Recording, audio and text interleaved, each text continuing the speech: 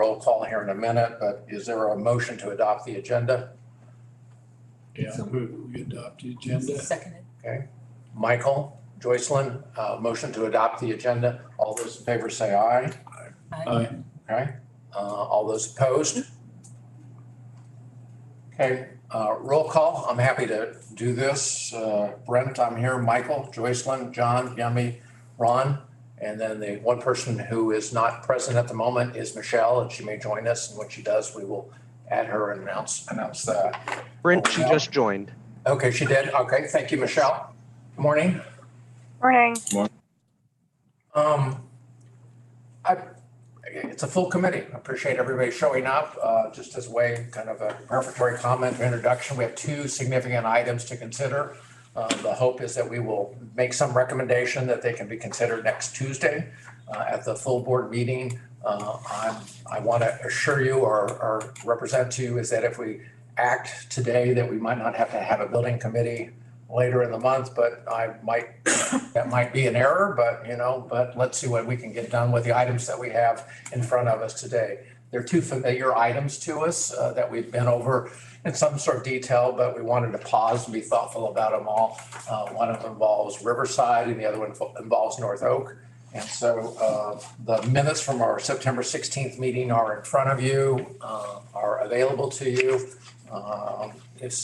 We can look at them real quickly if anybody sees something that needs to be corrected. Appreciate staff, they're very detailed.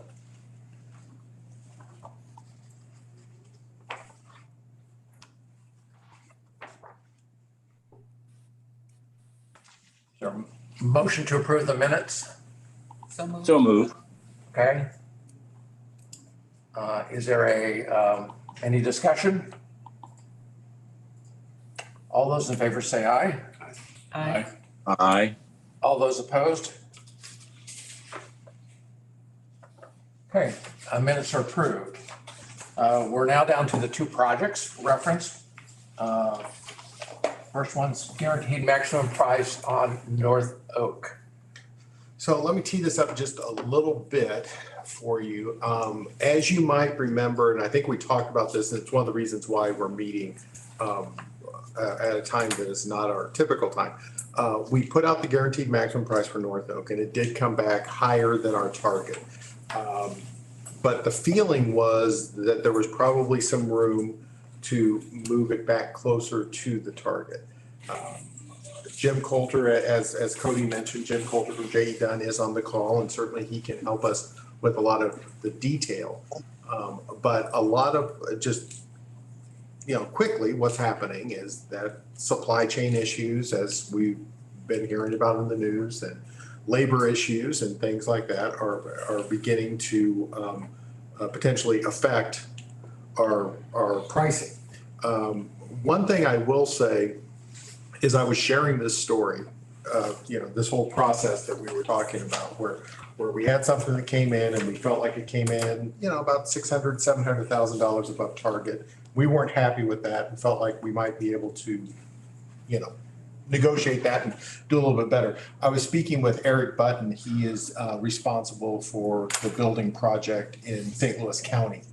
And they're about 4 years ahead of us in terms of everything, in terms of their process.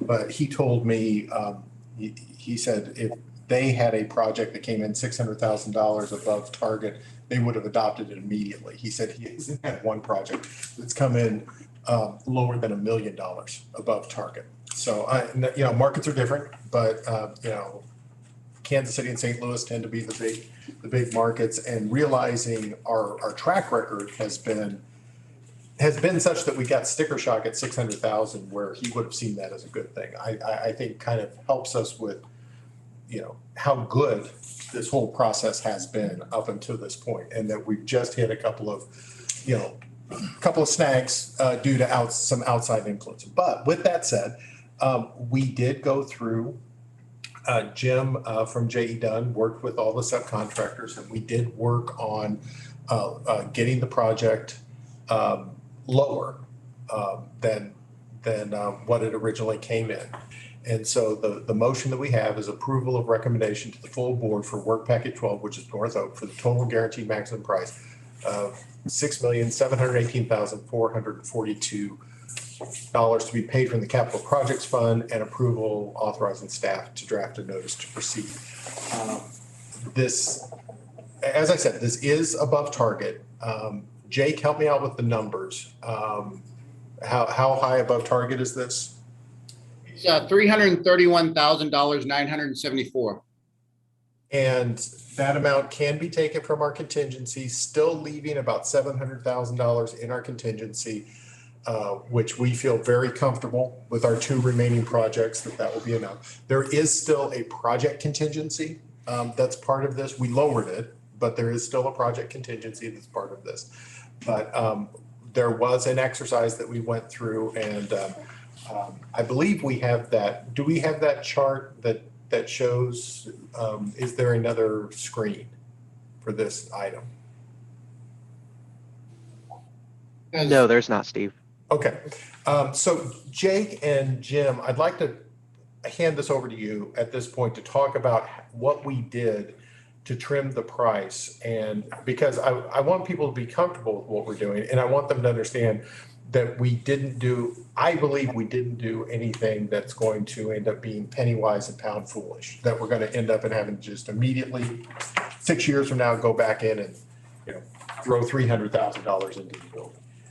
I don't think we did anything like that. So Jim and Jake, I'd like to pass it to you to talk a little bit about the exercise and what we did. Certainly, I'll lead into that, Steve, with that, telling you and the building committee that at times the words value engineering were tossed around, and I want to tell you that I personally take affront to those words. I don't like them. Most of the contractors around us have learned not to use those words around me. So with that in mind, I want to be real clear that as Steve said, we didn't take large chunks of things out. We did things like we had a bid where we economized our HVAC system. One of the bids came in quite a bit lower, about $40,000, and so we looked at that and we did a lot of table work with it. We called the vendors and went forward and little things like that. We did things like doing some a little bit of sign reduction at the target of the monument. We changed the light fixtures. We didn't change them from LED to the regular lights as we're going forward. We just changed a little bit of the pattern themselves. We felt like maybe they were a little too expensive. We did a little bit of we removed the skylights completely, which I'm really happy about. I don't like skylights, but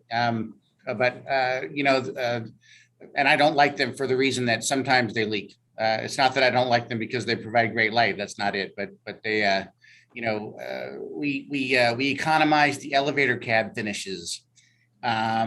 We minimized a couple of the light pole issues, so we didn't have to do as much digging. But we're not giving up any light. We're just going to add a head to it instead of having an additional light pole.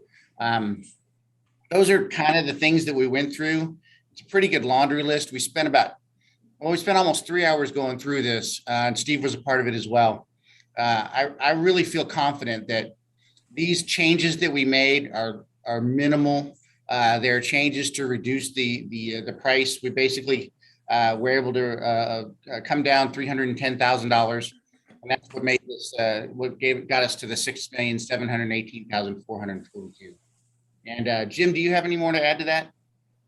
I would say that we really didn't change any programming whatsoever. It was really all cost optimization is what I like to call it, because Jake really doesn't like that value engineering word, but it's really cost optimization. We looked at other branches because we've got good cost history after we've gone through so many of these bid packages.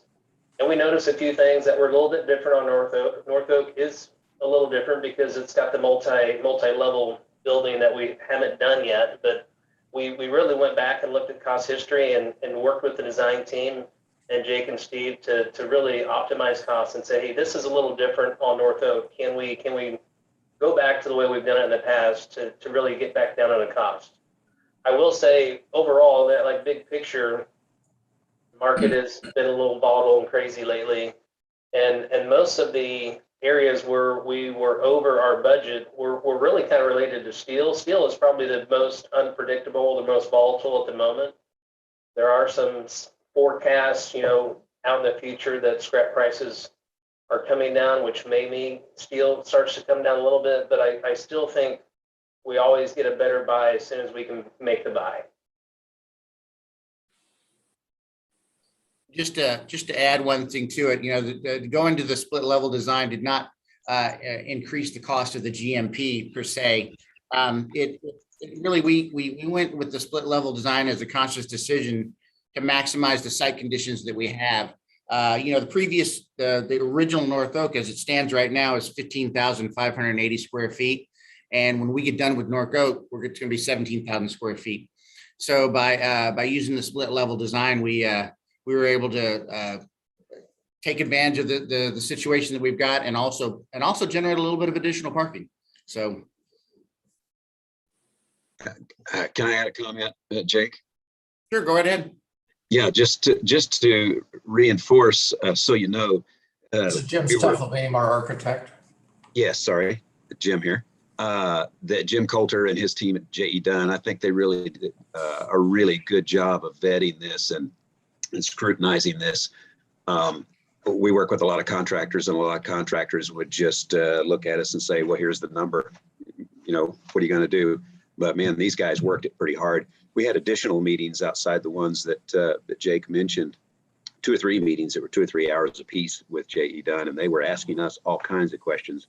Can we change this? Can we move this? Can you change the spec on this item? So it got a pretty high level of scrutiny, just so you know, and also to thank Jim and his team for working this pretty hard.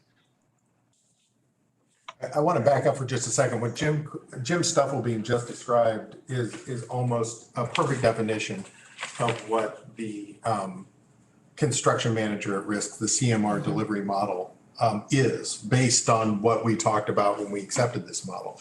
It's not a take it or it's not the design bid build that you have with and the take it or leave it approach that St. Louis County is dealing with, for example. It is a collaborative effort between the design team and the construction team working together, trying to figure out, can we do this? Can we do that? Can we move the wall this direction? Can we go with an underground tank as opposed to detention base? Those sorts of questions that then don't have to be cost optimized or value engineered out. It gets designed in the right way from the beginning.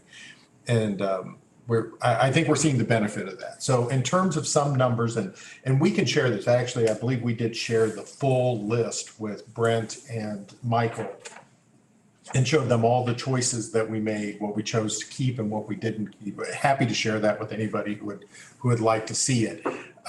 But in terms of just hard numbers, the original target was essentially 6.38 million. The GMP now is 6.71 million, which is about a 5% difference. It's almost 5% on the notes. It was like 5.02 or something like that. Were the questions from the building committee members? Yeah, I'd just like to say, just going over these numbers, Steve, that you sent out. I just appreciate the due diligence by which this detailed report reflects, and appreciate everybody, you guys, for going into that and just looking this over. And you did a great job, I think, on this. And so I just want to commend you for that. And yeah, I guess the only question I had was on that base bid alternate, the generator. Yeah. And so happy to talk about that. So one of the things that we talked about very early on when we went with the split level was putting in a generator, particularly, I think Joycelyn made some really important points about that. No, it's not your fault. Really important points. What we discovered, 2 things. As I said a little while ago, we didn't want to do anything that was, we didn't want to do anything that we cut today and then 6 months later had to go in and put in $200,000. Well, actually, if we cut the generator today, we feel like if we decide we really need it, we could probably go in and put it in for about $50,000 to $75,000, something like that. Probably one of those natural gas versions. So I guess what we decided is we have a little bit of a cost issue. We could do a wait and see approach. You know, do we really need this before we put it in? The other thing is, and this certainly made me feel a lot better, is that the elevators themselves today are a lot smarter than they used to be. And so if we were to have a power loss situation, the elevator would have one more cycle before it would quit completely. So people wouldn't necessarily be trapped on the top floor. They would be able to get down. Now, we wouldn't be able to go up and down, I mean, just down one more time, Right. but they wouldn't be trapped on the top floor. And so I felt like, okay, that seems like that's a good place for us to start. And if we discover it's an issue, it's a pretty easy fix for us. My issue is ADA issues. If you have a tornado or power outage, people would be stuck in a multi-level building without a generator. And given Missouri's flooding, tornadoes, power outages, that's a high possibility. But I think it's one that we can, first of all, there's a tiny bit of built-in redundancy in the elevator itself, which makes me feel comfortable, number one. But then number two, if this does become a bigger issue, I think we can install a generator and it won't be $300,000. I mean, Okay. Yep, great. Any other questions? Yeah, John, Elaney, I have a number of questions. I'm not familiar enough with the basic design or the changes in design to know if there are ramps also between levels, or is it all related to stairs and elevator? Stairs and elevators, John. Okay.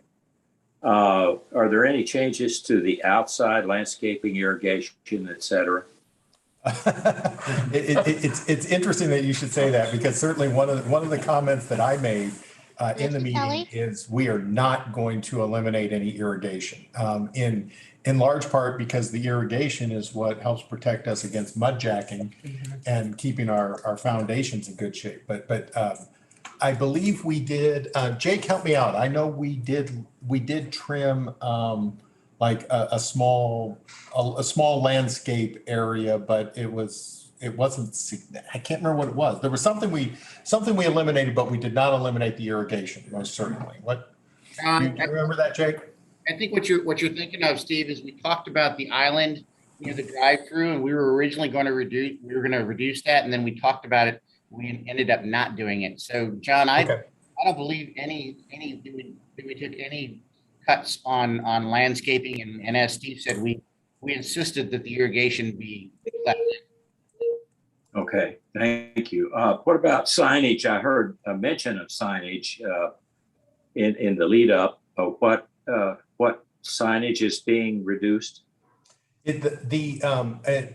This is the one I'm remembering, and catch me for what I forget, Jake, but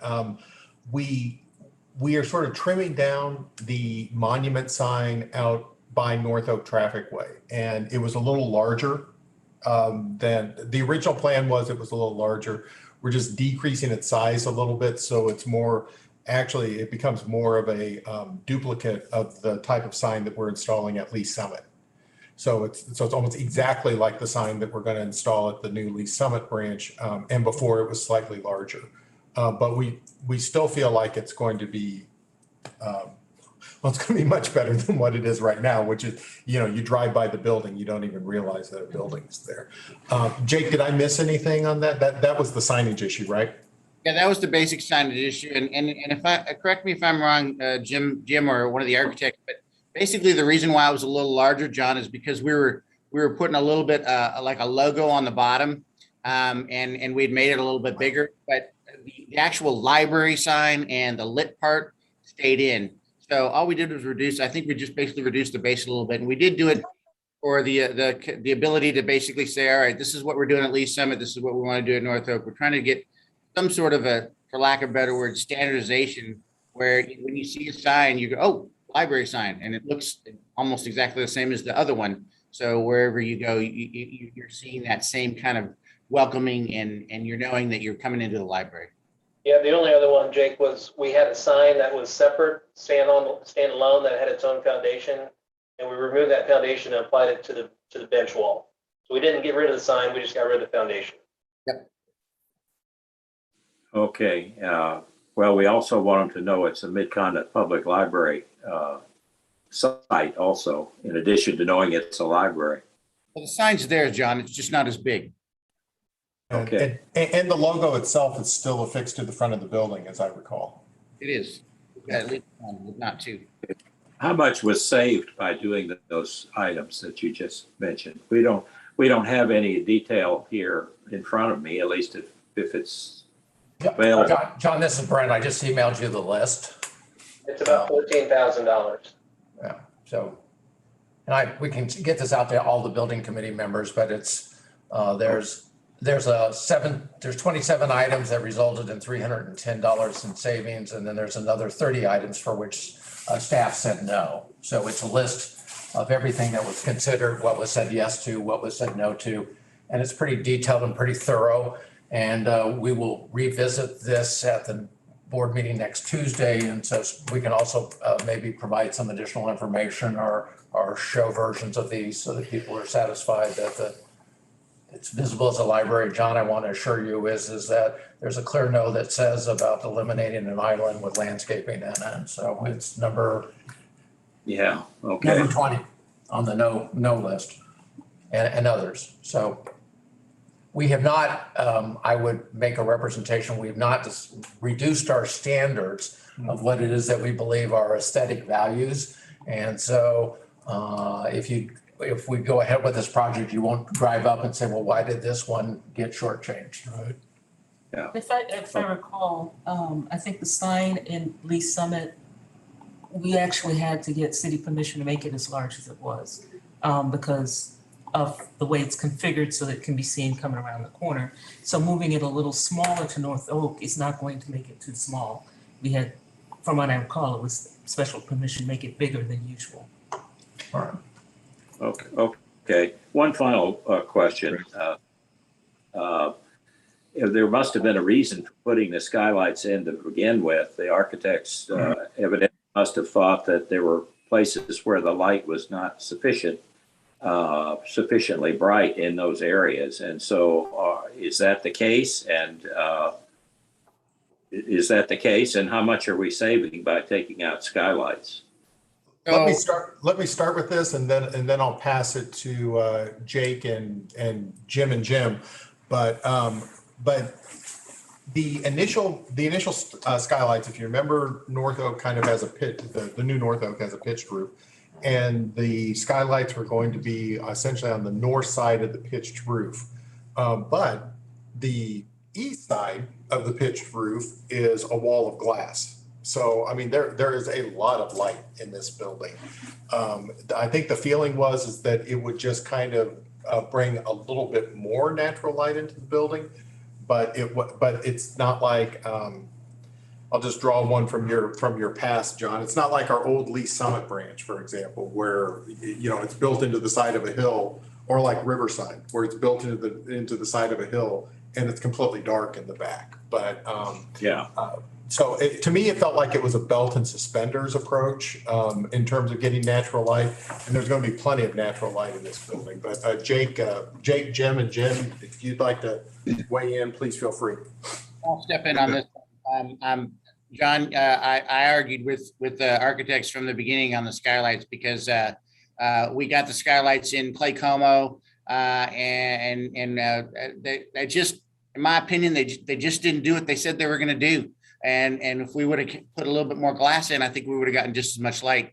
And that's how my feeling is now. I'm going to echo what Steve said. There's a lot of glass. There's a lot of light coming in. While we may lose a little bit of light, it's certainly not going to be dark in the building. And I think we're in pretty good shape. We saved $35,000 on that decision. So okay, all right, that's all I need to know. I just wanted to make sure that part had been carefully considered, because we're anxious to get a lot more light in than we have had in the past. So thank you. That's fine.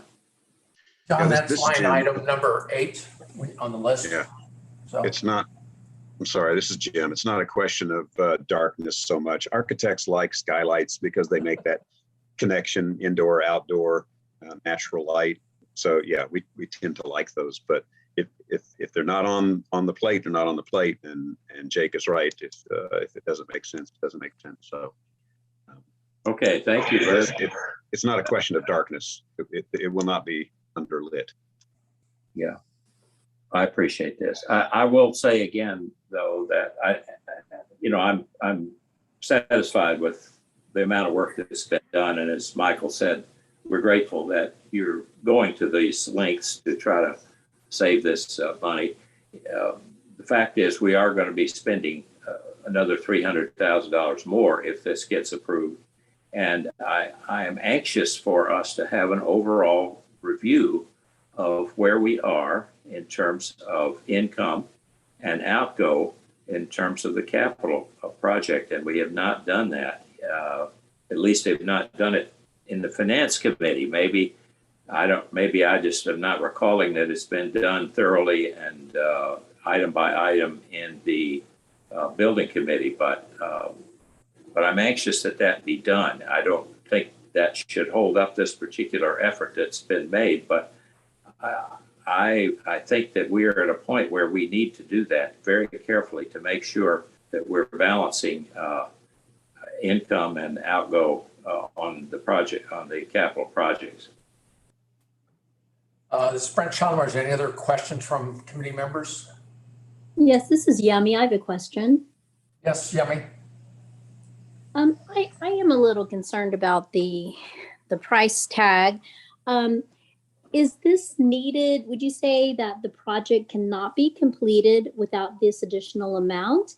And if it were not approved, what would JE Dunn do to complete the project with the current budget?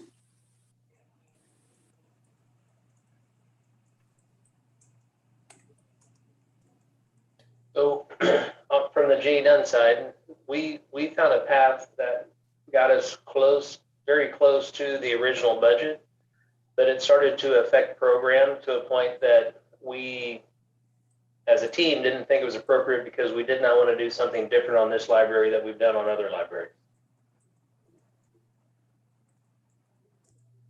I think we would, this is Jim Stuffelbeam, we would have to begin looking at reducing square footage.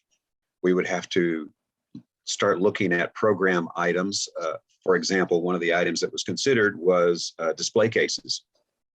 Should we eliminate those from the project? And Steve and staff concluded that no, that's an important part of the community connection and so forth. So that was not eliminated, but we'd have to start looking at those kinds of things. And of course, Steve and staff would have to make some difficult choices. No, it's not impossible. I mean, it could be done, but like Jim just said, you'd have to start looking at some program items and/or square footage.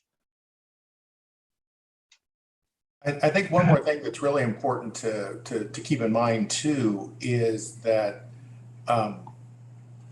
it's what we're talking about now is that essentially, we have a set of designs that are ready to be built. I mean, they've been put out to bid, the subcontractors are ready to start working and all of that.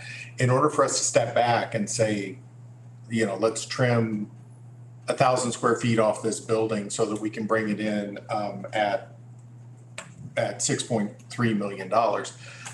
And I'm just making numbers up. But in order to do that, we're going to have to re-engage our engineers, our architects.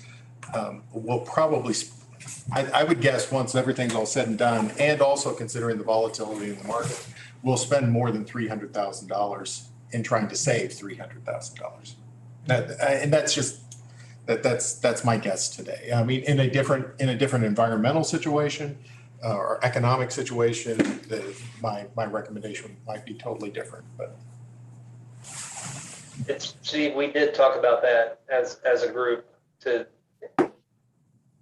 reduce the overall square footage, you end up spending more on the redesign than it's worth to try to get to that number. So we did contemplate that. Any other additional questions or comments? Yeah, go ahead. Jay, good morning. This is Ron. I just have a very simplistic question that I can handle. With a $300,000 adjustment in price, we're still going to be able to achieve the desired purpose and reliability. Is that right? For example, like changing the light parking lots and internal, we're still going to have the same lighting and equally reliable method of providing the light. Is that correct? Yes. Okay.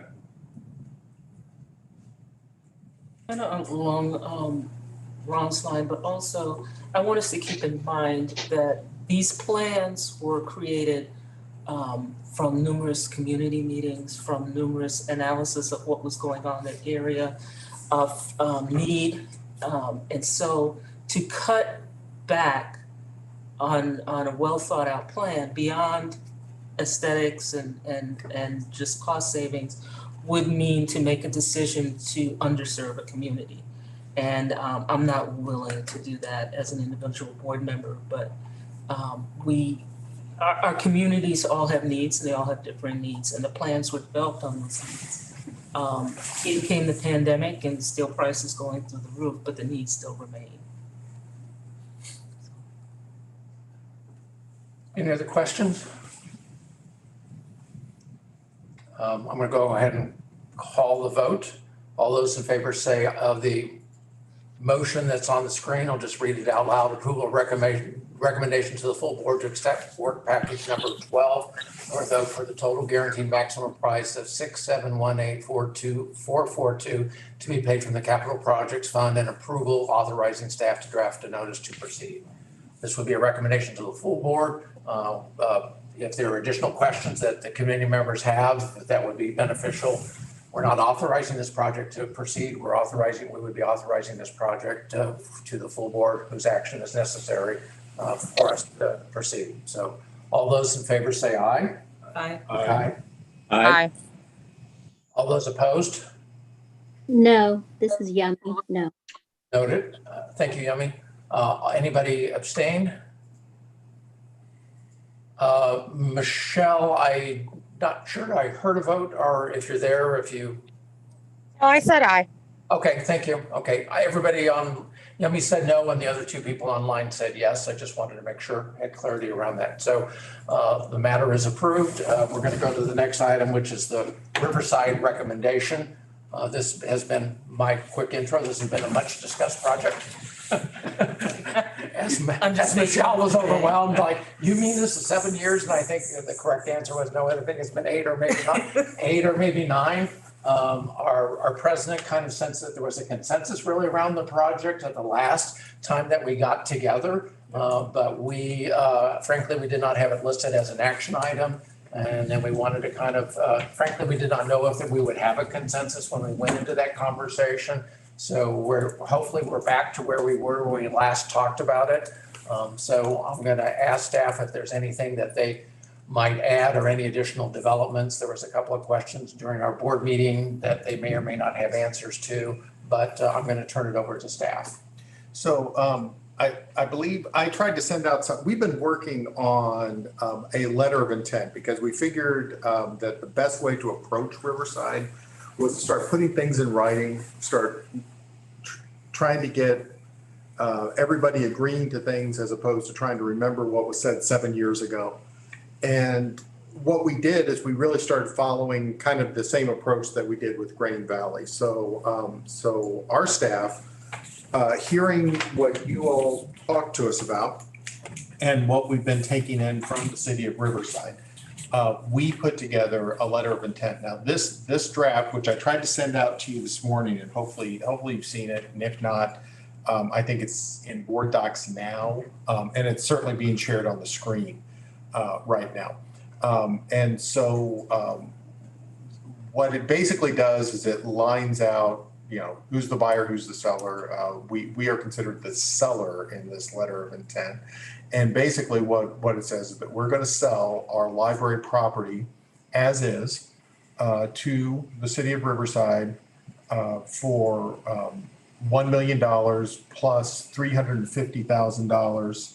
And those resources are to be used to build a new library located at 4150 Northwest Gateway. It speculates a potential closing on December 31st of this year. There are some additional conditions that the city of Riverside, once we sell the property to them, then the city would lease back our building to us for $1 a year until we move out and we have certificate of occupancy in the new building. That the city always makes sure that there's two-way traffic available into our building, and that we never have to pay for an easement of any sort for our property.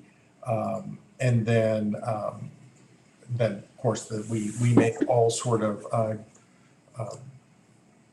representations that need to be made. And then in terms of the seller, that their conditions, that they have an unrestricted power, or that that the seller has complete and unrestricted power to enter into and execute, deliver, perform, and consummate the LOI. So in other words, they can do this, that they guarantee that there are no leases, contracts, anything that will prevent us from buying the building, and that they will not enter into any agreements that will bind us, sort of in the medium time. And we do the same thing, that we make the same sort of guarantees. One of the things that we will, generally this is a condition of sale. We didn't get this written in here, but we would most likely require a phase 1 environmental study on the property, especially considering that the property used to be petroleum gas tanks on there. So we want to make sure that it's completely clean. We believe it is, and the city has told us that, but we would probably put that in as a condition as well. And so this is the letter of intent that we've drafted. I think, as I've said, this is one-sided. We've been drafting this. We have not had city reaction to this, although it's been drafted with the many years of negotiation in mind. So we feel like this isn't there's not going to be tremendous hesitance, we don't think, from the city, although they may put in a couple of other conditions here and there. And so what staff is looking for is essentially for the committee to take a look at this, and then to make a recommendation to the full board to authorize staff to continue working on this letter of intent and bring it back for execution at a later date. So this is Brent Schondemeyer. So this reflects the discussions that we've had. Understand this is moving from discussion to transaction, and that we may see different versions of this letter of intent, and we may get a version of it that comes back to us all, which is other than to our liking. This is, can we move to the next step sort of approach? Any questions about the where we are or what this next step might involve? About this letter of intent, this is Joycelyn. Primarily, this deals with our current property, not the new site. No, it does include, so if you, what clause is that? It's a paragraph 3. And so what it does is that it is that part of the purchase price I got it. includes the acquisition of the property on 4150 Northwest Gateway. Okay. So it covers both. Mm-hmm. Thank you. We're not selling our current location without committing to a new one. That was my concern. Right. Yeah. Paragraph 3 is probably the most important paragraph. So, anyway, Okay. Any other questions?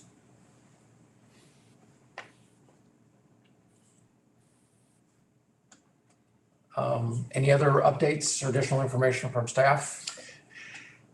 Jim, Jake, anything to add? No, only that after the last meeting, we reached out to the city to be sure that they were still interested after this amount of time, and they indicated that they had just had a conversation with their city council. I mean, the important thing to understand there is the city council that, you know, we would be entering into a deal with now is a different city council than proposed this some time ago. And they indicated that, yes, the city council is very much still interested in this. This is one of their priority items to have. Any questions in the? I'm sorry, there was one other thing, which was, there was a question last time about sidewalks. Yes. And the city did indicate that in their long-term plan, they want to put a sidewalk over on that side of the property. They have, obviously, you know, the property we're talking about, I think we talked about this last time, is across the street from the community center and city hall. And they're intending sidewalks on both sides of that street. Thank you. Any questions from our committee members online? Any questions from committee members in the room? We'll go ahead and call the questions. All in favor of recommending this letter of intent, this draft letter of intent to the full board for its consideration, say aye. Aye. Aye. Aye. Any noes? Any abstentions? Okay, thank you. Michelle, I want to note today's what, October 13th, 14th, 15th, 14th? 14th. I know, right? How many years has this been? That would require higher level math, so we'll figure it out. So anyway, I want to express my appreciation on this because prior board said no and for good reasons. And I think the current, I'm anticipating a favorable response to the full board, but we're at a, hopefully this will be well received in some ways that, you know, engaging with the city government like we did with Grand Valley. You know, we've engaged in land transactions with private individuals and with public entities, and each one of them is its own adventure. And so we hope that this one is a successful adventure. So anyway, so I think that concludes Riverside. I think there's the next item is a construction update, the status. And I turn it over to staff. Right. So we'll just go through the presentation real quickly. So again, as you can see on the placemat, in terms of where we are, you know, our JE done, just remembering how it works. The projects that are highlighted in black are completely closed out. The projects that are green are essentially with JE done. The projects that are in white are future work. But with that said, Grain Valley is now in the process. I mean, we've acquired the property and the design team is starting to work on Grain Valley. Of course, we just did the GMP from North Oaks, and North Oak is about to go into the green. And that pretty much is just leaving us with East Independence as the only project that's still sort of really hanging out there. As far as the big project, of course, we kind of did the detour on Riverside. So I guess it's East Independence and Riverside, I guess, are really what we're talking about, are still kind of on this list. Colburn needs to be moved into the block. Pardon? Colburn needs to be moved into the block. It may not be fully closed out. Okay. That's probably the situation there. Okay. There may be some paperwork that's still pending. So Okay. so if you're looking at this down at the bottom where it's 84.5, 84.5, those two columns, the JE done current, JE done 1125. Remember, the 1125 is our target. Current is our GMP, and these numbers have been holding at 84.5 million, with differences from savings, tapping contingencies, things like that. That's how those numbers end up balancing. But as of right now, our hard costs are still on target, exactly on target with what we've been planning with $1 million in contingency. Of course, that 1 million is going to go down to 700,000 because of what we just decided to move out. but still 700,000 in contingency.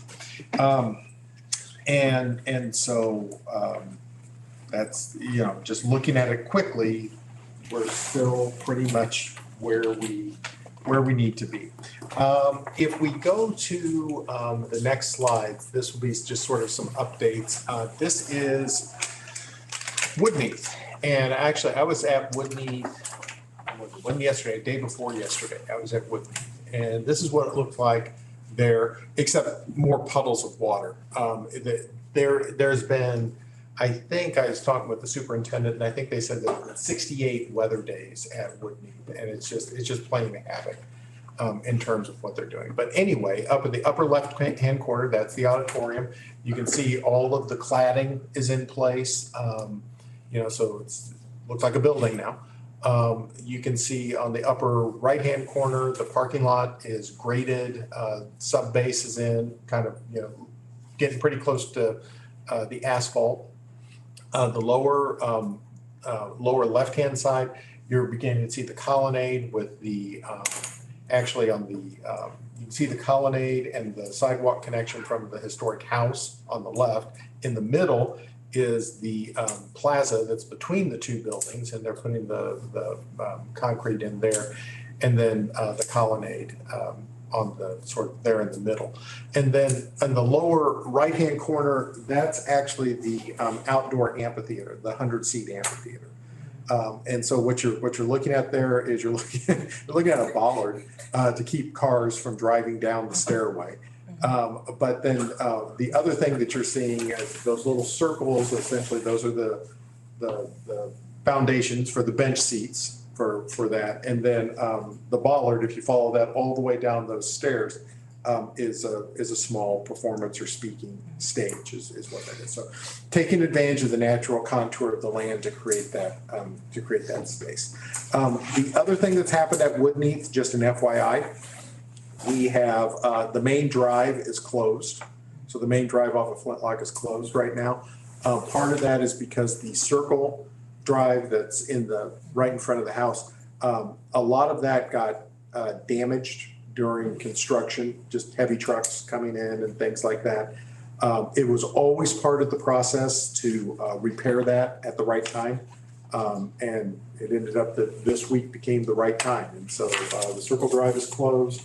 They've actually taken out all that asphalt down to base, and they're starting to relay that. My guess is they're relaying that in conjunction with this parking lot that's also being prepared. So if you happen to be driving to Woodneath, visiting Woodneath, you know, in the next couple of days, again, assuming that we don't have any more torrential downpours, you'll have to enter off of 90th Street as opposed to the main drive off of Flintlock for about a week. So that is Woodneath. Next slide. This is Woodneath inside. And so you can see in terms of the inside, a lot of the finishes are starting to come into place. You know, ceilings, floors, walls. In the lower left corner, you can see this is one of the restrooms. And so you can see the tile is in place and all the plumbing, of course. The picture that's in the bottom row toward the middle, I believe that's the stage. When I was out there on Tuesday, I was trying to get in the building, but everything was so muddy that I didn't want to track mud everywhere. So I didn't. So I decided not to get into the building. Otherwise, I'd be a little bit better oriented on this. But as you can see, finishes are coming along very quickly, and you know, might be a little bit further ahead if we didn't have so many weather days. But the building itself appears to be buttoned up. Jim Coulter, is that correct? Is it the building pretty much completely enclosed at this point? Completely enclosed. I think the only thing we're lacking is really the sliders. But yeah, all the envelope is enclosed right now. So once that happens, you know, it starts moving pretty quickly from the finish. Next slide, please. This is Blue Ridge, and I'm hoping to get out to Blue Ridge this afternoon. This is a lot different from when Michael and I couldn't get our feet up because Sticky floors. the sticky floors, yeah. It's looking a lot different from there. But It really had, at this point, it has been turned over to staff. We are building shelves and we are getting ready to do our move in. But you can tell That looks great. it looks completely different. Completely Different building from what it looked like before. And that's the stained block that we did. Those, you may or may not remember, if you're looking at the picture in the upper right-hand corner, you can sort of see that brown band. That brown band is brick. And that brick was actually what was the entire facade of the building before. And you know, creating this gray stain band really does help. It really did give it sort of a new look. But see, we've got our display cabinets in, our carpet in, our service desk in, and like I said, our staff's actually commissioning the building right now. So we should be in there very soon, very soon. This is Green Hills. And you can see that it started moving really, really quickly. You can see all the structural steel is up. Maybe not all the structural steel is up, but much of the structural steel is already up and moving along quite quickly. So my guess is that we may have lost some weather days at Green Hills as well, but you know, it started later, so it's not as far behind right now. But I would say we're probably marginally still on target here, but if it keeps getting wet, we might start to slide a little bit. But it's moving right along. Jim Coulter, anything interesting to report on Green Hills? You know, I think we're scheduled for a late summer turnover on Green Hills. The steel is all up now. I think we're gonna start working on the metal deck for the roof, and studs will start going in next week. We're a little bit ahead of where we thought they would be, so it is tracking well right now. I made Jim say that. I didn't want to say that. I heard that they were a little bit ahead, but I didn't want to say that. I wanted to make him say that. And do we have another slide? I was thinking we might. Yeah. Okay, so this is Lee Summit. And you can see Lee Summit is, there's a lot going on at Lee Summit. So basically what's happening there, of course, remember, we're adding about 5,000 square foot, give or take, to the north side of the building. And so that's what you're seeing. I mean, where we've taken out all of the brick, reinforced the ceiling so it didn't fall down, of course, and then building the additional 5,000 square feet out. That is not a moat. We are not installing a moat. It again is just all of the fun that we've been having with weather. But eventually that will all get dried out and we'll get that installed. We may, I don't know this for certain. I really don't know what the schedule is, but my assumption is we're probably a little behind because of the weather and where where the weather's been hitting during the construction phase. This is where you really do need it to be dry and it's just not cooperating. So, but moving right along. Do we have any concerns from the community about the ability to access the other businesses in that area? Because it will change the entrance there. Jake, I know you and I were talking not long ago, or I was on a call and you had mentioned something about the parking lot and business access and stuff like that. And do you have any update on where we are with the parking lot and access to the Summit Shopping Center? Well, we unfortunately, because of some of the weather and things like that, we are a little bit behind, as you said, from the parking lot viewpoint. I haven't yet to discuss this with Summit, but it's not looking like we were originally planning on opening that up in late November. We were hoping to be done with all the paving and the asphalt, and that's probably not going to happen. So I'm going to have to go back to Summit and talk to them because I'd really rather they not drive through our construction site because there's so many accident issues, liability issues, all that kind of stuff. And it's just, I mean, there's a lot of stuff going on utility wise in that parking lot. I was really surprised when I went over that.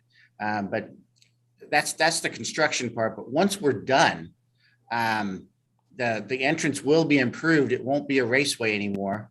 but you're still going to be able to go through and everyone's going to be able to come in like they're used to. It's just going to take a little bit longer than we had originally expected. Did I answer your question, Jocelyn? Yes, you did. Thank you. So I think our next slide just kind of quickly summarizes where we are with all the projects. So last month, in the month of September, we did the official closing on the Green Hills property. Just FYI, I did actually call Platte County this week or last week and made sure that they were registering the fact that we now own the property and because we're a government entity, then, we're not, they don't need to send us a tax bill anymore. And they were happy to make sure that they got the GIS system and everything updated and getting the heads up. But so that happened September 7th. And then the GMP for North Oak, we got the original version of that in September, which of course we've been reworking. And then we got the certificate of occupancy, the full certificate of occupancy for the Woodneath house on September the 8th. Next slide. This month is the Blue Ridge substantial completion, which was October 1st, and that's when it got handed over to us. For us to commission, build shelves and all of that work. And then October 12th, we got the GMP for North Oak, and then of course brought that to you all today. The next slide. We are targeting a soft opening for Blue Ridge at the end of November. And so we'll see how that works. And then the closing of North Oak on November the 29th, assuming everything moves the way we need to. And so that will close the building then, and then we'll just start working on demo and construction. And then of course that does assume that the full board approves the GMP and all of that. So I think that's the update. This is Brent Chotmer. Any questions on any of the projects? The sign off Flintlock at Woodneath, where does that stand? When I was there Tuesday, the foundation was completely finished. So it's there. It's ready for installation. But the foundation for the sign is installed. Okay, when will the sign be installed? I'm not sure. Jake or Jim Coulter, any ideas? I think very soon. So as soon as the Masons wrap up the colonnade, they're going to go over there to hit the sign. So they'll do that before they leave the site. So really soon. Okay, it might be well during the closing of the Circle Drive to have a temporary sign, making sure people understand that that's the entrance. It's not apparent at the present time. Well, right now there's actually a big road closed sign in front of the entrance, because at the point of the entrance. So, but as soon as the road closed sign goes away, we still have the little blue library directional signs, which I know aren't great, but that's all we could get through the city of Kansas City. But based on what Jim Coulter's saying, my guess is by the time we're finished reconditioning the Circle Drive, that monument sign will probably be in place or pretty close. Okay, on Riverside, has our attorney reviewed the item that we approved earlier, and is he involved in drafting and negotiating the instrument? Phil has not been involved in looking at this. At this point, we were going to provide this to the city of Riverside. We've drafted this. We were going to provide it to the city of Riverside. We're sure their attorney is going to look at it, but before we brought it back, we would run it by Phil at that point.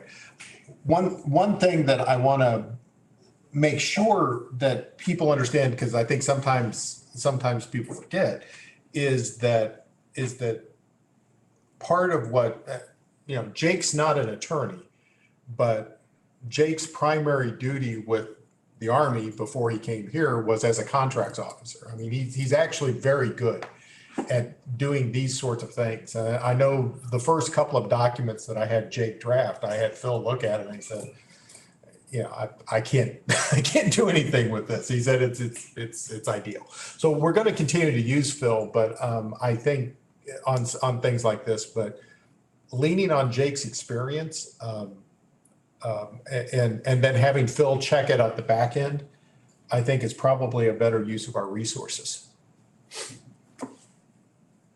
Okay, it occurred to me that would it be appropriate to have a closed session of the board on the Riverside issue, or are we just going to keep it in the open session?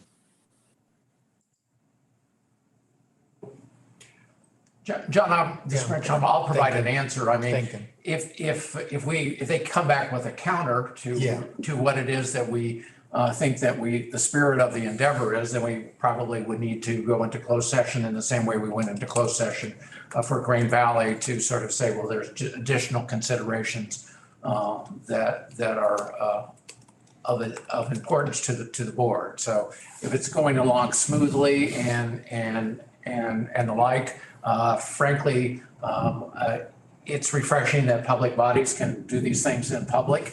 And to the degree that we need to go into closed session, we would take that advice and do so appropriately. The Missouri state law, I try not to practice law, but it doesn't require you to be in closed session to deal with real estate transaction. It provides you the opportunity if you choose to do so. So I don't think we're to the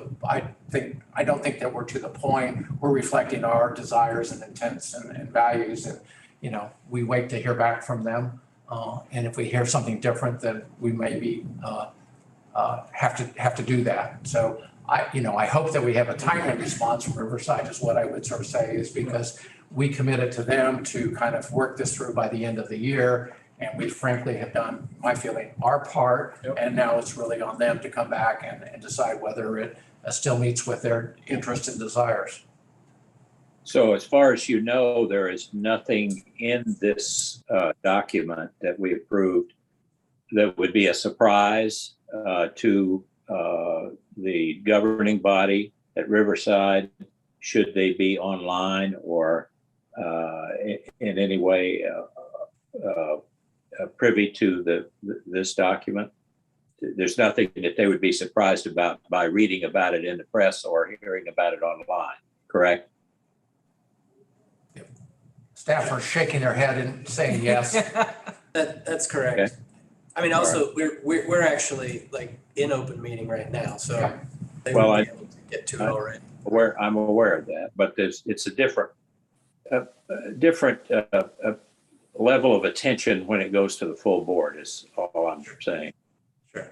Now, this is, I mean, what's in there, other than maybe if there's a couple of minor details in there they might want to quibble about or anything they might want to add. This is the agreement that we've been discussing with them for about a year now. So it should be, in principle anyway, it should be exactly the thing. Okay, well, that's good. I'm not concerned about it being in open. In fact, I'm pleased about that, but I just didn't want us to be doing anything that would in any way surprise the governing body of Riverside. My thought is, Mr. Brenchon, that they would be pleasantly surprised that we finally got around to kind of act on their interests, because they were the initiating party at the outset. So. Yeah, John, Michael here. I agree with what Brent said. It's not going to be a shock to them. I guess we've come a long way at Riverside, and just it's a pleasant and refreshing thing to actually be here at this place, and so it's good. Yeah, I can testify to the long time part. I know. Thank you. Ron? I had a question maybe directed to our architect. With respect to Woodney's, this is a kind of insignificant matter, but the white fencing I find really charming and so inviting in light of the house. But then with the very contemporary style of the additions, is that fencing? Is there any thought about that? In terms of adding fencing or Or changing retaining something? it, or how well it blends in with the additions, which are maybe different style than white fencing and the mansion? Well, yeah, and that comes about from a combination of historical setting and modern library. But yeah, early on during the original library construction project, that was discussed. And I believe, Steve, you may have to correct me, but I think the historic pres folks wanted the fencing maintained. And that was our desire too. That's the answer I was hoping for, so thank you. I think the community wanted the fencing to remain as well. Yeah, I mean, it's actually become sort of the branding and identification of the property, and we've extended it. We've actually added to it since we bought the That's great. property. Now that fencing is not original historical fencing, but But it blends in so perfectly. I think it's great. Right. But with that said, I mean, if you see all the old, like the legacy pictures of the Woodneath house, there is a wooden fence that's around the circle drive right in front of the house. And Right. that's what it was meant to mimic. Terrific. So, Any other questions on anything? We have other business listed. I'm not sure there's other business to be shared or discussed. yeah, I'm not aware of anything. Jake, do you have anything? No, I do not. Thank you. I maybe expressed a hope or desire. Do you think we will need I'm asking staff, a meeting 2 weeks from now?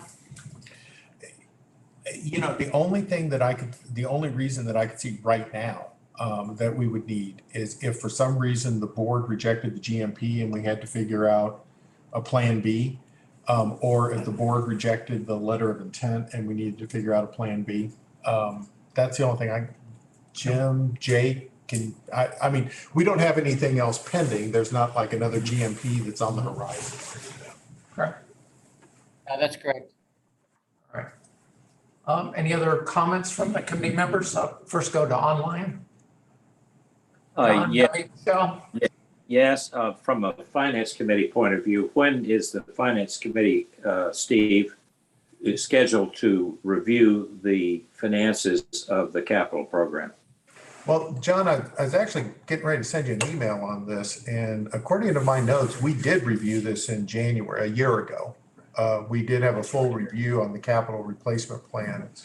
But the next, and so we can, and so I'm going to send you what I've been putting together in terms of that meeting.